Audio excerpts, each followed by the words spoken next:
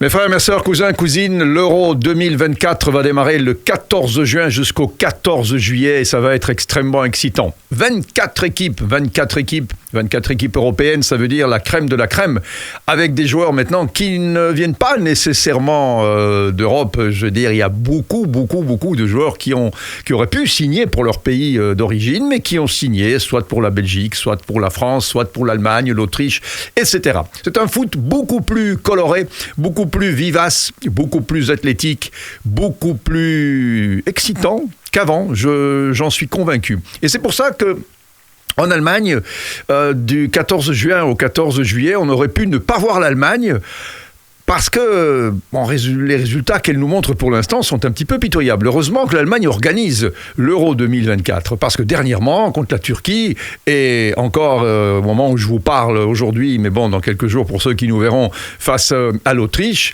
ils ont perdu. Et ils ont perdu d'une façon claire et nette, sèche. Si avant l'Allemagne, on disait que quoi qu'il arrive, l'Allemagne finissait toujours par gagner, maintenant on pourrait dire que le foot, c'est bien, mais l'Allemagne finit toujours maintenant par perdre. Entre 2014 et maintenant, l'Allemagne a vraiment décliné, et ce qu'elle nous montre est fortement, mais alors très préoccupant. Si on fait un petit brin de causette sur ce qui s'est passé, on peut dire que les grandes équipes ont dit « Ok, on est là, on est fidèle au poste ». La France a, je pense, marqué les esprits parce qu'elle a tout gagné, sauf contre la Grèce 2-2. Pour ceux qui nous regardent dans quelques jours, ce match a été assez intéressant.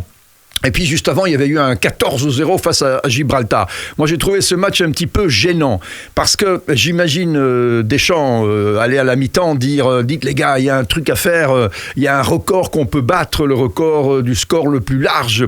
On va essayer de le battre ce soir. » Je trouve ça un petit peu gênant face à une équipe de Gibraltar qui était déjà réduite à 10 à la 17e minute après avoir fait une sale faute sur Zahir Emery. Est-ce que dans la tête de Deschamps, il s'est peut-être pas dit « Je vais me venger sur Gibraltar et les humilier parce qu'ils ont blessé quelque part la petite perle Zahir Emery qui risque d'avoir quelques semaines d'indisponibilité. » Ça, je peux encore le comprendre. Mais aller dire à ces joueurs à la mi-temps, on va taper sur Gibraltar réduite à 10 pour faire le score le plus large, je trouve que c'est un petit peu taper sur quelqu'un à terre. Donc, je comprends qu'on puisse humilier le Gibraltar pour se venger un petit peu de cette vilaine faute.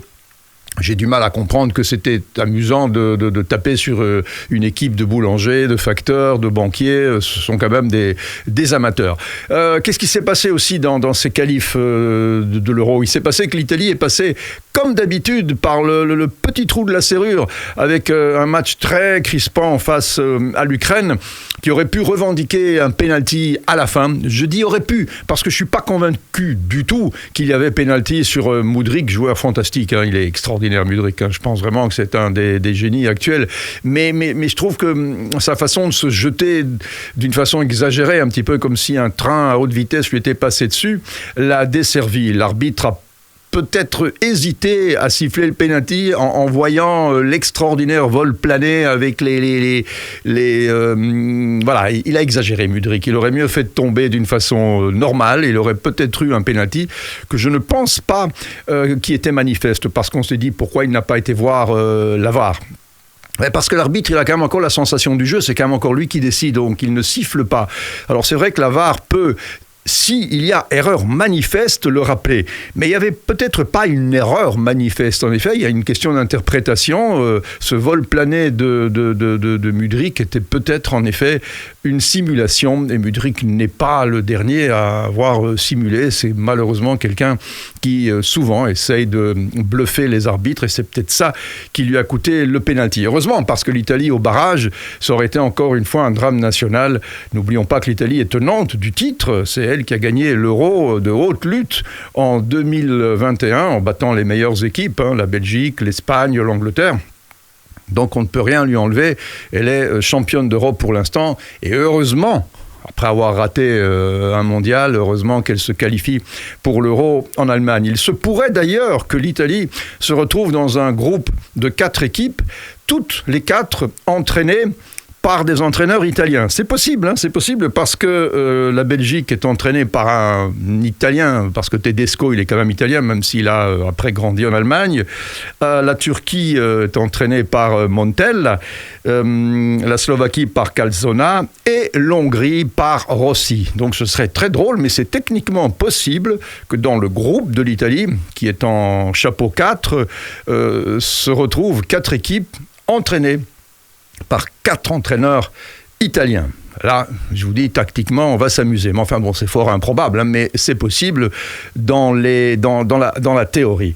Donc, j'ai parlé de la France, oui, je pense qu'elle est impressionnante, la France, avec l'équipe qu'elle a. Elle peut évidemment envisager de remporter l'Euro. La Belgique est pour moi, mais bon, je fais peut-être une prédiction. J'avais dit il y a déjà bien longtemps, il y a presque un an, que la Belgique avait une génération encore peut-être plus exceptionnelle que la précédente.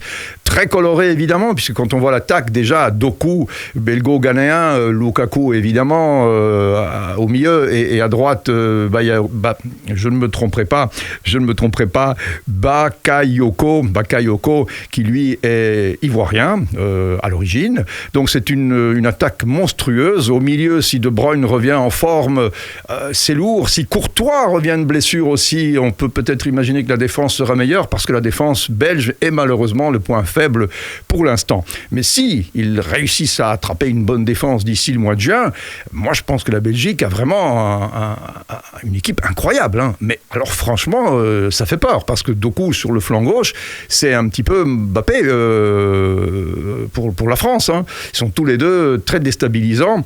Peut-être que Mbappé a évidemment plus de bouteilles et a peut-être des tours dans son sac que Doku n'a peut-être pas encore.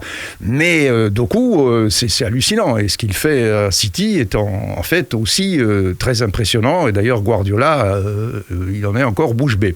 Qu'est-ce qu'il y a encore comme équipe qui pourrait revendiquer quelque chose ? L'Allemagne tête de série parce que pays organisateur, oui, mais bon, pour l'instant très faible. L'Autriche l'a battu, la Turquie l'a battu, je vous l'ai dit, c'est une équipe un petit peu à la dérive. L'Espagne est toujours très dangereuse, mais l'Espagne a perdu Gavi, grave blessure. Gavi ne sera pas à l'Euro. Les ligaments croisés sont entièrement blessés, donc irrécupérables pour l'Euro. L'Angleterre, bien sûr, l'Angleterre. Hein, là, on peut s'imaginer qu'avec un Jude Bellingham en forme et toute cette petite clique de joueurs qui ont raté la finale il y a 3 ans, mais qui auraient pu évidemment aussi, ils l'ont perdu au pénalty. Ils auraient pu gagner cet Euro que l'Italie a brillamment remporté, je vous l'ai dit.